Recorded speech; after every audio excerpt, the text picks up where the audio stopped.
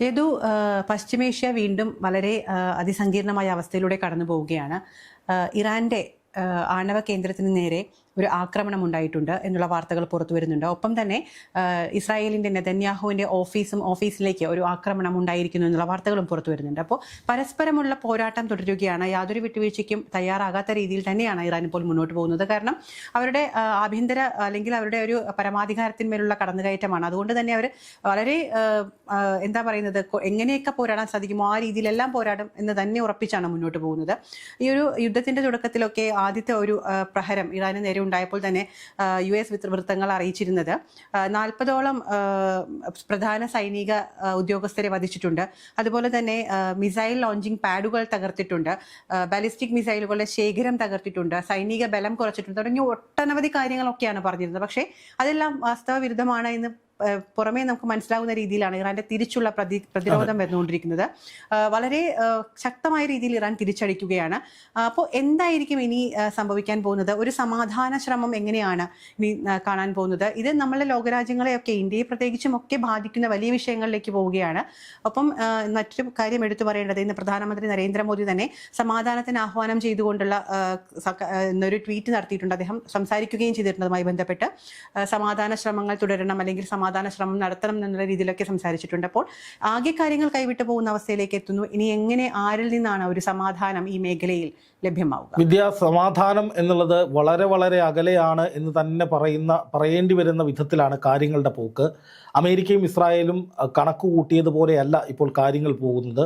യുദ്ധത്തിൻ്റെ നിയന്ത്രണം ഇറാൻ്റെ പക്കലേക്ക് വന്നിരിക്കുന്ന നിലയിലേക്ക് ഇറാൻ പലയിടങ്ങളിലേക്കും ഒരേ സമയം ആക്രമണങ്ങൾ നടത്തിക്കൊണ്ടിരിക്കുകയാണ്. അതിൽ തന്നെ ഏറ്റവും പുതിയൊരു അപ്ഡേറ്റ് ഇപ്പോൾ വരുന്നത്, ഇറാൻ്റെ പരമോന്നത നേതാവ് ആയത്തുള്ള അലി ഖാംനെയിയുടെ പിൻഗാമിയായി വന്ന ആയത്തുള്ള അലി റസ അസാഫിയും ഇപ്പോൾ കൊല്ലപ്പെട്ടിരിക്കുന്നു എന്നൊരു വാർത്ത പുറത്തു വരുന്നുണ്ട്. അതായത് ഇറാന് നേരെയുള്ള ആക്രമണങ്ങളിൽ അമേരിക്കയും ഇസ്രായേലും യാതൊരു വിട്ടുവീഴ്ചയും കാണിക്കുന്നില്ല, അവരേതെങ്കിലും തരത്തിൽ പിന്നോട്ട് പോകുന്നില്ല എന്ന് തെളിയിക്കുന്ന വിധത്തിലാണ് ഇപ്പോൾ ഏറ്റവും പുതിയ ആക്രമണ വിവരവും അല്ലെങ്കിൽ ഈ മരണ വിവരവും പുറത്തു വന്നിരിക്കുന്നത്. അതായത് അവരുടെ പരമോന്നത നേതാവ് ആയത്തുള്ള അലി ഖാംനെയും ഏതാണ്ട് 40ഓളം വരുന്ന ഉന്നത അധികാരികളും ഉന്നത തലങ്ങളിൽ പ്രവർത്തിക്കുന്ന പല മേഖലകളുടെയും തലവന്മാരുൾപ്പെടെ 40ഓളം പേർ ഒറ്റയടിക്ക് കൊല്ലപ്പെട്ടിട്ടും പുതിയൊരു മേധാവിയായി ആയത്തുള്ള അലി റസ അസാഫി താൽക്കാലികമായി വരുന്നു. പുതിയ ഈ 40 പേരെയും പകരക്കാരെ വയ്ക്കുന്നു. അതിനുശേഷം വലിയ തോതിലുള്ള ആക്രമണങ്ങൾ അമേരിക്കയ്ക്കും ഇസ്രായേലിനും ഗൾഫ് രാജ്യങ്ങൾക്കും ഒക്കെ നേരെ ഇറാൻ തൊടുത്തുകൊണ്ടിരിക്കുന്നു. അതിനിടയിലാണ് ഇറാൻ്റെ ആ പുതിയ പരമോന്നത നേതാവിനെയും വധിച്ചു എന്നുള്ള വാർത്ത വരുന്നത്. അത് ഔദ്യോഗികമായി ഇറാൻ സ്ഥിരീകരിച്ചിട്ടില്ലെങ്കിലും ഇപ്പോഴത്തെ വാർത്തകൾ കാണുമ്പോൾ മനസ്സിലാകുന്നത് അത് ഉണ്ടായിട്ടുള്ള സംഭവം തന്നെയാണ് എന്നാണ്. എന്ന് മാത്രമല്ല, ഇറാൻ്റെ ആണവ കേന്ദ്രം നഫാംസ് ആണവ നിലയം തകർത്തു. അങ്ങോട്ടേക്ക് ഒരു വലിയ ആക്രമണമുണ്ടായി, ആണവ ചോർച്ചയുണ്ടാകാൻ സാധ്യതയുണ്ട് എന്ന് ഇറാൻ തന്നെ പറയുകയാണ്. ആണവ വികിരണങ്ങൾ പുറത്തു വന്നാൽ ആ രാജ്യത്തെ ജനങ്ങൾ ഒരു ഹിരോഷിമ നാഗസാക്കി ആക്രമണങ്ങൾക്ക് സമാനമായ വിധത്തിൽ ഒരു പക്ഷേ എത്തിപ്പെട്ടേക്കാം. ആ നാട് മുഴുവൻ, അതായത് ഇറാൻ വലിയ തോതിൽ നാശത്തിലേക്ക് പോയേക്കാം. അതിനുള്ള സാധ്യതകൾ കാണുന്നുണ്ട്. കാരണം ഇത്തരമൊരു കടുത്ത ആക്രമണത്തിലേക്ക് അമേരിക്കയും ഇസ്രായേലും പോകും എന്ന നിലയിലേക്ക് അമേരിക്കൻ പ്രസിഡന്റ് ഡൊണാൾഡ് ട്രംപ് ഒരു മുന്നറിയിപ്പ് നേരത്തെ നൽകിയിരുന്നു. ആ മുന്നറിയിപ്പ് എന്ന് പറയുന്നത്, നിങ്ങൾ ആയുധം താഴെ വെച്ചില്ലെങ്കിൽ ഇനി മരണം എന്നായിരുന്നു. ഏതാണ്ട് അത് ശരിവെക്കുന്ന വിധത്തിലേക്ക് അവരുടെ പുതിയ പരമോന്നത നേതാവിനെ അല്ലെങ്കിൽ പരമാധികാരിയെ കൊലപ്പെടുത്തിയിരിക്കുന്നു. അതിന് പിന്നാലെ ഈ പറയുന്ന അവിടുത്തെ പ്രധാനപ്പെട്ട ആണവ കേന്ദ്രത്തിന് നേരെ ആക്രമണം ഉണ്ടായിരിക്കുന്നു. ഇപ്പോൾ വന്നിരിക്കുന്ന കണക്കുകൾ പ്രകാരം മരണസംഖ്യ ഇറാനിൽ 700 കടന്നിരിക്കുന്നു എന്നുള്ളതാണ്. അതുപോലെ തന്നെ 1000ഓളം സൈനിക കേന്ദ്രങ്ങൾ, അതായത് പല സൈനിക കേന്ദ്രങ്ങൾ അടക്കമുള്ള തന്ത്രപ്രധാനമായിട്ടുള്ള ഇറാൻ്റെ 1000ഓളം കേന്ദ്രങ്ങൾ ആക്രമിക്കപ്പെട്ടു എന്നുള്ള വാർത്തയാണ് വരുന്നത്. ഇറാനും ഒട്ടും മോശമല്ല, ഇറാനും ശക്തമായി തന്നെ തിരിച്ചടിക്കുകയാണ്. ഇറാൻ ഇപ്പോൾ നെതന്യാഹുവിൻ്റെ ഓഫീസ് ആക്രമിച്ചിരിക്കുന്നു എന്നൊരു വാർത്ത വന്നിരിക്കുന്നു. അതായത് ഇസ്രായേൽ പ്രധാനമന്ത്രി ബെഞ്ചമിൻ നെതന്യാഹുവിനെ തന്നെ നേരിട്ട് ലക്ഷ്യമിടുന്ന തലത്തിലേക്ക് IRGCയും അവരുടെ നടപടികൾ കൊണ്ടുപോവുകയാണ്. അപ്പോൾ ഒരിടത്തും ഒരു വിട്ടുവീഴ്ചയുടെ ഒരു പഴുതുപോലും ഇല്ലാത്ത സാഹചര്യമുണ്ട്. ഇപ്പോൾ നമ്മുടെ പ്രധാനമന്ത്രി ബഹുമാനായ നരേന്ദ്രമോദിജി, അദ്ദേഹത്തിന് ഇറാനുമായി നല്ല ബന്ധമാണ്, ഇസ്രായേലുമായി നല്ല ബന്ധമാണ്, ലോകത്തിലെ പല രാഷ്ട്രീയ നേതാക്കളുമായും അടുത്ത ബന്ധം സൂക്ഷിക്കുകയാണ്. പക്ഷേ അദ്ദേഹം ആഹ്വാനം ചെയ്തിട്ടും ഇത് നിയന്ത്രണ വിധേയമാക്കാനുള്ള ഒരു നടപടിയും എവിടെയും ഉണ്ടാകുന്നില്ല. അതിനുള്ള കാരണം ഇറാൻ പിടിവിട്ട് നിൽക്കുകയാണെന്നുള്ളതാണ്. ഭ്രാന്തമായ രീതിയിലാണ് ഇറാൻ്റെ തിരിച്ചടികൾ പോകുന്നത്. അതുകൊണ്ട് തന്നെ ഇറാൻ കീഴടങ്ങാതെ അല്ലെങ്കിൽ ഇറാൻ തീരുമാനിക്കാതെ ഈ യുദ്ധം അവസാനിക്കാനുള്ള ഒരു സാധ്യതയും വിദൂര ഭാവിയിൽ പോലും ആരും സ്വപ്നം കാണണ്ട എന്നുള്ളതാണ് യാഥാർത്ഥ്യം. ഇത് ഇത്തരത്തിൽ മുന്നോട്ട് പോവുകയാണെങ്കിൽ നേരത്തെ സൂചിപ്പിച്ചതുപോലെ തന്നെ ഒരു ആഗോള സാമ്പത്തിക വ്യവസ്ഥയെ തന്നെ തകിടം മറിക്കുന്ന രീതിയിലേക്ക്, ഭക്ഷ്യക്ഷാമം ഉൾപ്പെടെയുള്ള കാര്യങ്ങൾ സംഭവിക്കുന്ന രീതിയിലേക്കൊക്കെ മാറാനുള്ള സാധ്യതകൾ മുന്നിൽ നിൽക്കുകയാണ്. ഇപ്പോഴും ഹോർമൂസ് കടലിടുക്ക് അടച്ചിട്ടില്ല എങ്കിൽ പോലും എണ്ണ വിലയിൽ വലിയ രീതിയിലുള്ള വർധനവ് ഉണ്ടായിരിക്കുന്നു. അപ്പോൾ കാര്യങ്ങളെല്ലാം ഇപ്പോൾ തന്നെ കൈവിട്ട് ഒരു യുദ്ധം അല്ലെങ്കിൽ ഈ ഒരു സംഘർഷം തുടങ്ങിയിട്ട് മാത്രമേ ഉള്ളൂ, ദിവസങ്ങൾ മാത്രം തുടങ്ങിയിട്ടായിട്ടുള്ളൂ എന്ന് നിൽക്കെയാണ് ഇത്തരത്തിലുള്ള വലിയ രീതിയിലേക്ക് ലോകത്തിന്റെ കാര്യങ്ങൾ മാറുന്നത്. നേരത്തെ നമ്മൾ സംസാരിച്ചിരുന്നു, ഓഹരി വിപണിയിൽ വലിയ ഇടിവുണ്ടാകുന്നു. അപ്പോൾ കാര്യങ്ങളെല്ലാം കൈവിട്ടു പോകുന്നു. ഇനി എന്തായിരിക്കും ഈ ഒരു ഏത് സമാധാനത്തിന്, നേരത്തെ പറഞ്ഞു പല രീതിയിലും പലരും ശ്രമിച്ചിട്ടും ഒരു സമാധാനത്തിനും ഒന്നും സംഭവിക്കുന്നില്ല എന്ന്. ഇനി എന്തായിരിക്കും മറ്റൊരു മാർഗം മുന്നിലുള്ളത്? ഇപ്പോൾ എന്താണ് സംഭവിക്കുന്നത് എന്നത് സംബന്ധിച്ച് വലിയ വ്യക്തത ആർക്കും ഇല്ലാത്തൊരു സാഹചര്യമുണ്ട്. അതായത് എന്താണ് ഇറാന്റെ പ്ലാൻ? ഇറാന് വ്യക്തമായ എന്തെങ്കിലും ധാരണയുണ്ടോ? അതോ സകലർക്കും നേരെ അടിക്കുക, തങ്ങളുടെ പ്രതികാരവും രോഷവും തീരുന്നതുവരെ വലിയ തോതിലുള്ള ആക്രമണങ്ങൾ നടത്തിയിട്ട് സമ്മർദ്ദങ്ങൾ ശക്തിപ്പെടുത്തുക, ഈ നിലയിലാണോ ഇറാൻ്റെ തന്ത്രമെന്നാണ് ലോകം നോക്കുന്നത്? അതോ ഇറാനെ സംബന്ധിച്ച് വേറെ എന്തെങ്കിലും ആവശ്യങ്ങളോ ആഗ്രഹങ്ങളോ ഉണ്ടോ? ഏതെങ്കിലും തരത്തിലുള്ള കടുത്ത നടപടികളിലേക്ക് ഇറാൻ പോകുന്നുണ്ടോ? അല്ലെങ്കിൽ ഇറാന് വേറെ എന്തെങ്കിലും പദ്ധതികൾ അണിയറയിലുണ്ടോ? ഒന്നിനെക്കുറിച്ചും ഒരു വ്യക്തതയില്ല. കാരണം ഒന്നാമത്തെ കാര്യം, ഇറാനുള്ളിൽ എന്താണ് സംഭവിക്കുന്നതെന്നത് സംബന്ധിച്ച് വളരെ വൈകിയാണ് വാർത്തകൾ പുറത്തു വരുന്നത്. ഇറാൻ കംപ്ലീറ്റ്ലി ബ്ലാക്ക് ഔട്ടാണ്. അവിടെ ഈ പറയുന്നത് പോലെ ഇന്റർനെറ്റ് സംവിധാനം അടക്കം ഇല്ലാത്ത സാഹചര്യമുണ്ട്. അതുപോലെ തന്നെ അവിടുത്തെ സ്റ്റേറ്റ് ടെലിവിഷൻ അടക്കം വലിയ സൈബർ ആക്രമണത്തിന് വിധേയമായിരിക്കുന്നു. പലയിടങ്ങളിലും വലിയ നാശനഷ്ടങ്ങൾ ഉണ്ടായിട്ടുണ്ട്. ഇലക്ട്രിസിറ്റി ഇല്ലാത്ത പ്രതിസന്ധികളുണ്ട്. അങ്ങനെ ഒരുപാട് പ്രശ്നങ്ങൾ ഇറാൻ ഉണ്ടായിട്ടുണ്ട്. ഇറാൻ ഒരു പ്രശ്നവും ഉണ്ടായിട്ടില്ല എന്നുള്ളതല്ല, പക്ഷേ ആ പ്രശ്നങ്ങളും ആ കുഴപ്പങ്ങളും ആ ആഘാതങ്ങളും ഒക്കെ അതിജീവിച്ചുകൊണ്ട് ഇറാൻ നിരന്തരമായി ആക്രമണം നടത്തുന്നു എന്നുള്ളതാണ് ഇറാന്റെ പോരാട്ട വീര്യം എന്ന് പറയുന്ന കാര്യം ലോകം മാർക്ക് ചെയ്യുന്നത്. അല്ലെങ്കിൽ ഇറാന് സുഖപ്രദമായി മുന്നോട്ട് പോകണമെങ്കിൽ ആയത്തുള്ള അലി ഖാംനെയ്ക്കല്ല, ഇപ്പോഴത്തെ പുതിയ ഭരണാധികാരിക്ക് ആർക്കായാലും ഇറാന് സുഗമമായി മുന്നോട്ട് പോകണമെങ്കിൽ ഒറ്റ കാര്യം ചെയ്താൽ മതി, അമേരിക്കയ്ക്ക് വഴങ്ങിക്കൊടുത്താൽ മതി. അമേരിക്ക പറയുന്നത് പോലെ കേട്ടനുസരിച്ച് നിന്നാൽ ഏതൊരു ഭരണാധികാരിക്കും ഇറാനിൽ സുഖമായിട്ട് ഭരിക്കാം. അത് ഇസ്ലാമിക ഭരണം നടത്തിയാലും വേറെ ഏതെങ്കിലും തരത്തിലുള്ള ഭരണം നടത്തിയാലും ഒന്നും അമേരിക്കയ്ക്ക് ഒരു കുഴപ്പമില്ല. അമേരിക്കയെ സംബന്ധിച്ച് അവിടുത്തെ എണ്ണപ്പാടം കയ്യിലേക്ക് വരണം, തങ്ങളുടെ വരുതിയിലേക്ക് ഇറാൻ നിൽക്കണം.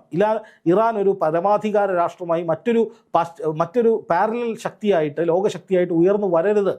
മിഡിൽ ഈസ്റ്റ് കേന്ദ്രീകരിച്ച് പുതിയൊരു ശാക്തിക ചേരി ഉണ്ടാകരുത്. ഇതൊക്കെയാണ് അമേരിക്കയുടെ ആവശ്യം. അതുകൊണ്ട് തന്നെ അമേരിക്കയുടെ മേലേക്ക് വളരാൻ അമേരിക്ക ഈ മിഡിൽ ഈസ്റ്റിലെ ശക്തികളെ ഒന്നും അനുവദിക്കാറില്ല. അപ്പോൾ സ്വാഭാവികമായിട്ട് ഇപ്പോൾ സംഭവിക്കുന്നത് എന്താണ്? ഈ ഇറാനെ വരുതിയിലാക്കാനായിട്ടുള്ള സമ്മർദ്ദം എന്ന നിലയിലാണ് ഈ യുദ്ധം അമേരിക്കയും ഇസ്രായേലും തുടങ്ങി വെച്ചത്. പക്ഷേ ഇതിനൊരു പ്രശ്നം, ഇപ്പോൾ ഇത് കൈവിട്ട് പോയിരിക്കുന്നു. ഇത് കയ്യിൽ നിന്ന് പോയി എന്ന് മാത്രമല്ല, ഇത് വലിയ തോതിലുള്ള നിർണായകമായ മറ്റ് പല ഘട്ടങ്ങളിലേക്കും എത്തപ്പെട്ടിരിക്കുന്നു. അതാണ് ഇതിൽ ഏറ്റവും വലിയൊരു ഡേഞ്ചറസ് ആയിട്ടുള്ള ഫാക്ടർ എന്ന് പറയുന്നത്. അതായത് ഒരു തരത്തിലും പിടിച്ചു കെട്ടാൻ കഴിയാതെ, ഒരു തരത്തിലും നിയന്ത്രിക്കാൻ കഴിയാതെ വലിയ തോതിൽ വ്യാപിച്ചുകൊണ്ടിരിക്കുകയാണ് ഈ യുദ്ധം. ഇപ്പോൾ ഇറാനിലേക്ക് നടത്തുന്ന ആക്രമണങ്ങളുടെ തീവ്രത ഇസ്രായേലും അമേരിക്കയും കൂട്ടുകയാണ്. ഇറാൻ നടത്തുന്ന ആക്രമണങ്ങളുടെ തീവ്രതയും കൂട്ടുകയാണ്. അതിനിടയിൽ ഇസ്രായേൽ പ്രധാനമന്ത്രിയെ ലക്ഷ്യമിട്ട് ആക്രമണങ്ങൾ നടക്കുന്നു. പുതിയ പരമാധികാരിയെ കൊലപ്പെടുത്തി എന്ന വാർത്ത വരുന്നു. ആണവ കേന്ദ്രം തകർത്ത് ആണവ ചോർച്ച ഉണ്ടാക്കുന്നു. ഇതൊക്കെ വലിയ നാശനഷ്ടങ്ങൾ ഈ ലോകത്തുണ്ടാക്കും. അതുപോലെ തന്നെ ഹോർമൂസ് കടലിടുക്ക് അടച്ചിട്ടില്ല എന്നൊക്കെ പറയുമെങ്കിലും അത് ഏതാണ്ട് പരിപൂർണമായി അടച്ച അവസ്ഥയിൽ തന്നെയാണ്. എന്ന് വെച്ചാൽ അതിലെ പോയാൽ അടി കിട്ടുമെന്ന് കപ്പലുകൾക്ക് ബോധ്യപ്പെടുത്തി കൊടുക്കുകയാണ് ഇറാൻ്റെ ഒരു വലിയ സേന അവിടെ തന്നെ കാത്തിരിക്കുന്നുണ്ട്. അപ്പോൾ കഴിഞ്ഞ ദിവസം ഒരു 3 കപ്പലുകൾ ആ വലയം ഭേദിച്ച് ട്രാൻസ്പോർട്ട് ചെയ്യാൻ നോക്കിയപ്പോൾ ആ 3 കപ്പലുകൾക്ക് നേരെയും, എണ്ണക്കപ്പലുകൾക്ക് നേരെയും വലിയ ആക്രമണമാണ് ഇറാൻ നടത്തിയത്. അപ്പോൾ ആ 3 കപ്പലുകൾ കത്തി എന്ന് ഇറാൻ പറയുന്നു. ഒരു കപ്പൽ കത്തുന്നതിൻ്റെ ദൃശ്യങ്ങൾ പുറത്തുവിടുകയും ചെയ്തു. അപ്പോൾ ഇറാൻ പറയുന്ന നിലയിലേക്ക് കാര്യങ്ങൾ വരണമെങ്കിൽ അമേരിക്ക കീഴടങ്ങണം. അതായത് ഇറാൻ ആണവ സമ്പുഷ്ടീകരണം നടത്തണം, അല്ലെങ്കിൽ ഇറാനെ സ്വതന്ത്രമായി അവരുടെ ഇഷ്ടത്തിന് വളരാൻ വിടണം. അതൊരിക്കലും അമേരിക്കയ്ക്ക് ചെയ്യാൻ കഴിയില്ല. അപ്പോൾ ഇറാനെ കീഴ്പ്പെടുത്തണം. പക്ഷേ ഇറാനെ കീഴ്പ്പെടുത്താൻ വേണ്ടിയിട്ട് നിരന്തരമായി ആക്രമണങ്ങൾ നടത്തുമ്പോഴും അതിനെയൊക്കെ അതിജീവിക്കുന്ന വിധത്തിലുള്ള തീക്കളിയിലേക്ക് ഇറാൻ പോയിക്കൊണ്ടിരിക്കുകയാണ്. അത് എല്ലാ രാജ്യങ്ങളെയും 10 രാജ്യങ്ങളെ ബാധിക്കുന്നു എന്ന് മാത്രമല്ല, ഇത് പതിയെ പതിയെ ലോകരാജ്യങ്ങളെ മുഴുവൻ ബാധിക്കുന്ന തരത്തിലേക്ക് ഇത് വളരും, ഇത് ഡെവലപ്പ് ചെയ്യും. കാരണം നേരത്തെ പറഞ്ഞതുപോലെ ഇപ്പം ഓഹരി വിപണികൾക്ക് ഉപ്പുകുത്തുന്നു, അന്താരാഷ്ട്ര തലത്തിൽ വലിയ പ്രശ്നങ്ങൾ, വ്യാപാര പ്രതിസന്ധികൾ ഉണ്ടാകുന്നു, വലിയ തോതിൽ ഗൾഫ് രാജ്യങ്ങൾ ആക്രമിക്കപ്പെടുന്നു, ഭീതിയിൽ നിൽക്കുന്നു. ഇപ്പോൾ കുവൈറ്റിൻ്റെ ആകാശത്ത് വെച്ച് അമേരിക്കയുടെ പോർവിമാനം തകർന്നു വീഴും. അതൊരു ജനവാസ മേഖലയിലേക്ക് ആയിരുന്നെങ്കിലോ സ്ഥിതി ചിത്രം മാറിയനെ. ഇറാൻ അയക്കുന്ന മിസൈലുകൾ വേറെ ലക്ഷ്യം മാറി ഒരു ജനവാസ കേന്ദ്രത്തിലേക്കോ ഒരു ഷോപ്പിംഗ് മാളിലേക്കോ ഒക്കെ വീഴുകയാണെങ്കിൽ എന്തായിരിക്കും അവസ്ഥ? അറബ് രാജ്യങ്ങളിലുള്ള സകല മനുഷ്യർക്കും അത് വലിയ തോതിൽ ബാധിക്കും. അങ്ങനെയൊന്നും ഉണ്ടാകാതിരിക്കണമെങ്കിൽ യുദ്ധം നിർത്തണം, യുദ്ധം നിൽക്കണം എന്നുള്ളതാണ് നമ്മുടെയൊക്കെ പ്രാർത്ഥന. പക്ഷേ നിർഭാഗ്യവശാൽ അത് നിർത്താൻ വേണ്ടിയിട്ടുള്ള ഒരു സംവിധാനവും ഇപ്പോൾ നിലവിലില്ല. ഇന്ത്യൻ പ്രധാനമന്ത്രി നരേന്ദ്രമോദി അഭ്യർത്ഥിച്ചിട്ട് ഒരു കാര്യമുണ്ടെന്ന് ഇതുവരെ തോന്നുന്നില്ല. കാരണം ഇറാൻ ഒന്നും കേൾക്കില്ല എന്ന് തീർത്ത് പറഞ്ഞു. ഇറാന്റെ സെക്യൂരിറ്റി കൗൺസിൽ ഇന്ന് രാവിലെ തന്നെ പ്രഖ്യാപിച്ചു, ആര് പറഞ്ഞാലും ഒരു വിട്ടുവീഴ്ചയ്ക്കുമില്ല, ഞങ്ങൾ തീരുമാനിക്കും എപ്പോൾ യുദ്ധം നിർത്തണമെന്ന നിലയിലാണ് ഇറാൻ പോകുന്നത്. അപ്പോൾ സ്വാഭാവികമായിട്ടും പെട്ടെന്ന് യുദ്ധം നിർത്തുക എന്നുള്ളത് അപ്രായോഗികമാണ് നിലവിലെ സാഹചര്യത്തിൽ എന്ന് പറയേണ്ടി വരും. ഇപ്പോൾ തന്നെ നമ്മൾ സംസാരിച്ചതുപോലെ തന്നെ ഒരു യുദ്ധത്തിൽ ഈ ഒരു അമേരിക്കയും ഇസ്രായേലും ഒരുമിച്ചാണ് ആക്രമിച്ചുകൊണ്ടിരിക്കുന്നത്. കിഴക്ക് ഭാഗത്ത് അമേരിക്കയും പടിഞ്ഞാറ് ഭാഗത്ത് ഇസ്രായേലിന്റെയും ആക്രമണമാണ് ഇറാൻ നേരിട്ടുകൊണ്ടിരിക്കുന്നത്. പക്ഷേ ഇറാൻ ഒറ്റയ്ക്കാണ് തിരിച്ചു വരുന്നത്. അതേസമയം റഷ്യ, ചൈന, ഉത്തര കൊറിയ ഈ ഒരു കൂട്ടുകെട്ടിലേക്ക് ഇറാൻ വന്നു കഴിഞ്ഞാൽ സ്ഥിതിഗതികൾ കൈവിട്ടു പോകും. എന്താണ് സംഭവിക്കുക എന്നുള്ളത് ഒരു പക്ഷേ പിന്നെ നമുക്ക് ഊഹിക്കാൻ പോലും കഴിയുന്നതിന് അപ്പുറത്തേക്ക് പോകും. അപ്പോൾ ആ ഒരു കാര്യം സംഭവിക്കുന്നതിന് മുൻപ് അല്ലെങ്കിൽ ആ ഒരു കൂട്ടുകെട്ടിലേക്ക് എത്തുന്നതിന് മുൻപ് ഇറാനെ ഒന്ന് അനുനയിപ്പിക്കാൻ, അല്ലെങ്കിൽ ഇറാൻ പറയുന്നതിൽ യാതൊരു തെറ്റുമില്ല, അവരുടെ പരമാധികാരത്തിന് മേൽ ആര് കടന്നു കയറിയാലും അവർ തിരിച്ചു പ്രതികരിക്കുമെന്നാണ് പറഞ്ഞിരുന്നത്. പക്ഷേ ആ സ്ഥിതിഗതികൾ കൂടുതൽ വഷളാക്കുന്ന രീതിയിലാണ് അമേരിക്ക ഇപ്പോൾ രണ്ടാമത്തെ അവരുടെ പിൻഗാമിയായി വന്നിരുന്ന അദ്ദേഹത്തെ പോലും വധിച്ചു എന്ന് പറയുമ്പോൾ വളരെ രൂക്ഷമായ രീതിയിലേക്കാണ് അമേരിക്കയും പോകുന്നത്. പക്ഷേ എന്തായിരിക്കും ഇങ്ങനെ പോയി കഴിഞ്ഞാൽ ഇനി എന്തായിരിക്കും ഇതിനൊരു പറഞ്ഞു പെട്ടെന്നൊരു യുദ്ധം നിർത്തുക എന്ന് പറയുന്ന സ്ഥിതി സംഭവിക്കില്ല എന്ന് പറഞ്ഞു. എങ്കിൽ പോലും കുറച്ച് എങ്ങനെയായിരിക്കും ഇതൊന്ന് അവസാനിപ്പിക്കാൻ? ഇതിൽ വിദ്യ ആദ്യം പറഞ്ഞത് തന്നെയാണ് ഇതിൻ്റെ ഒരു പോയിന്റ് എന്ന് പറയുന്നത്. അതായത് ഇത് ഈ പറഞ്ഞതെല്ലാം ചെയ്തു കാണിക്കുന്ന വിധത്തിലേക്ക് ഇറാൻ മാറുന്നു, അത് ഒറ്റയ്ക്ക് നിൽക്കുന്നു എന്നുള്ളതാണ് ഇറാൻ്റെ കരുത്ത്. ഇപ്പോൾ ഇറാനെ സംബന്ധിച്ച് റഷ്യ ഇടപെട്ടിട്ടുണ്ട്. റഷ്യ ഇടപെട്ടിട്ട് പറയുന്നു യുദ്ധം അവസാനിപ്പിക്കണം, അമേരിക്ക ഇസ്രായേലും ചെയ്ത് ശരിയായില്ല എന്ന് പറയുന്നു, അവർക്കെതിരെ നിലപാട് സ്വീകരിക്കുന്നു. ഇപ്പോൾ ചൈനയാണെങ്കിലും ഇറാന് വേണ്ട സഹായങ്ങളൊക്കെ ഈ യുദ്ധത്തിന് മുമ്പ് ചെയ്തിരുന്നു എന്ന വാർത്തകൾ വന്നിട്ടുണ്ട്. ചൈനയാണെങ്കിലും നയതന്ത്രപരമായിട്ട് ഇറാനോടൊപ്പം ചേർന്നാണ് നിൽക്കുന്നത്. പക്ഷേ അവരൊന്നിച്ച് യുദ്ധമുഖത്തേക്ക് വന്നിട്ടില്ല. അതിൻ്റെ ഒരു കാരണം എന്ന് പറഞ്ഞാൽ അവരൊന്നിച്ചൊരു യുദ്ധമുഖത്തേക്ക് വന്നാൽ അമേരിക്ക നാറ്റോ സഖ്യത്തെയും ഇറക്കും. അപ്പോൾ അതൊരു മഹായുദ്ധം, മൾട്ടിപ്പിൾ രാജ്യങ്ങൾ ഇടപെടുന്ന ഒരു മഹായുദ്ധത്തിൻ്റെ അവസ്ഥയിലേക്ക് പോകും. അത് അപകടകരമായ ലോകക്രമം സൃഷ്ടിക്കുമെന്ന് ഈ രാജ്യങ്ങൾക്കൊക്കെ അറിയാം. ഇപ്പം അമേരിക്ക ഇപ്പോൾ നോക്കുമ്പോൾ അമേരിക്ക ഭൂപ്രകൃതി അവിടെ സേഫാണ്, അമേരിക്കൻ രാജ്യത്തേക്കൊന്നും വരാൻ പോകുന്നില്ല. പക്ഷേ ഈ യുദ്ധം നീണ്ടു കഴിഞ്ഞാൽ അമേരിക്ക ആയിരിക്കും ഏറ്റവും അധികം കുടുങ്ങിപ്പോകുന്ന രാജ്യം. ആഗോള സാമ്പത്തിക മാന്ദ്യമൊക്കെ ഇപ്പം ഉണ്ടായാൽ നിലവിലെ സാമ്പത്തിക സ്ഥിതി അനുസരിച്ച് അമേരിക്ക അടിയേ പോകും, ഒരു സംശയവും വേണ്ട. അപ്പോൾ അതുകൊണ്ട് തന്നെ ഈ യുദ്ധം എങ്ങനെയെങ്കിലും അവസാനിപ്പിക്കുക എന്നുള്ളത് ഒരു ഘട്ടം കഴിയുമ്പോൾ അമേരിക്കയുടെ തന്നെ ആവശ്യമായിട്ട് വരും.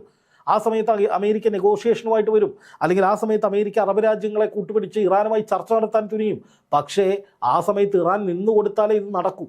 ഒന്നുകിൽ ഇറാനെ സമ്പൂർണ്ണമായി സംഹരിക്കണം അമേരിക്ക, സംഹാരം നടത്തണം, ഇറാനിൽ ഒന്നും ബാക്കിയില്ലാത്ത വിധത്തിൽ തകർത്ത് തരിപ്പണമാക്കി ലക്ഷക്കണക്കിന് ആളുകളെ കൊലപ്പെടുത്തി ആ രീതിയിലേക്ക് നീങ്ങേണ്ടി വരും. കാരണം അവിടുത്തെ ജനങ്ങൾ ബഹുഭൂരിപക്ഷവും ആ രാജ്യത്തിൻ്റെ ഭരണകൂടത്തിനൊപ്പമാണ്, ആ രാജ്യത്തിൻ്റെ ആത്മാഭിമാനത്തിനും പരമാധികാരത്തിനും ഒപ്പമാണ്.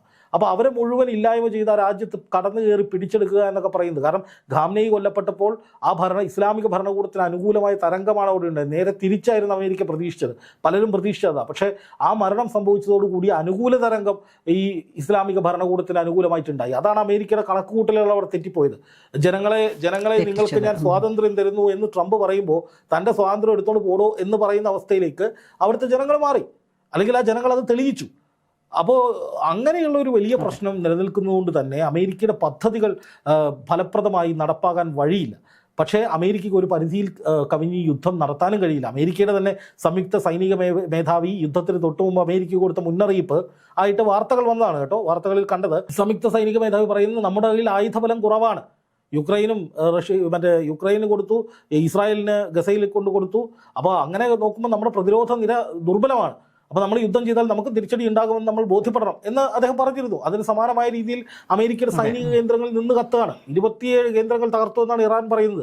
അതുവഴി ഉണ്ടാകുന്ന സാമ്പത്തിക നഷ്ടം ചെറുതല്ല.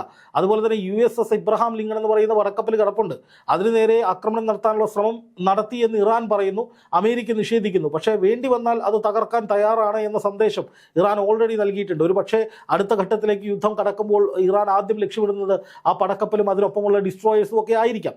എന്തായാലും ഒരു ഏകപക്ഷീയമായൊരു മുന്നേറ്റം ഇവിടെ ഉണ്ടാകുന്നില്ല. ഇറാനെ പരിപൂർണമായി തകർത്ത് കുഴപ്പമില്ലാതെ അവിടെ പിടിച്ചെടുക്കാമെന്ന രീതിയിലേക്ക് അമേരിക്ക പോയാൽ അത് നടക്കില്ല എന്ന് തന്നെയാണ് ഇപ്പോൾ മനസ്സിലാകുന്ന കാര്യം.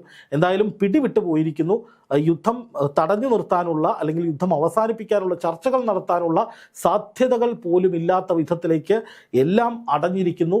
ഇനി ഈ യുദ്ധം തീവ്രമാകുന്നത് കണ്ടു നിൽക്കുക എന്നതല്ലാതെ ലോകരാജ്യങ്ങൾക്ക് മറ്റൊരു വഴിയുമില്ല എന്ന ദയനീയമായ അവസ്ഥയിലേക്ക് കാര്യങ്ങൾ പോവുകയാണ് എന്ന് പറയേണ്ടിയിരിക്കും.